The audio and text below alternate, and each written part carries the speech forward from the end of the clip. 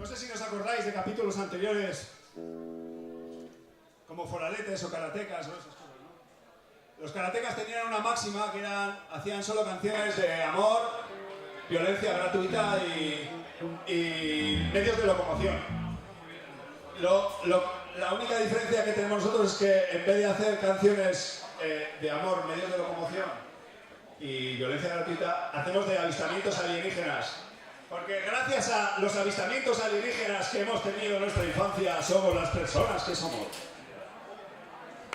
Sí, señora, no me mire así. Está aquí.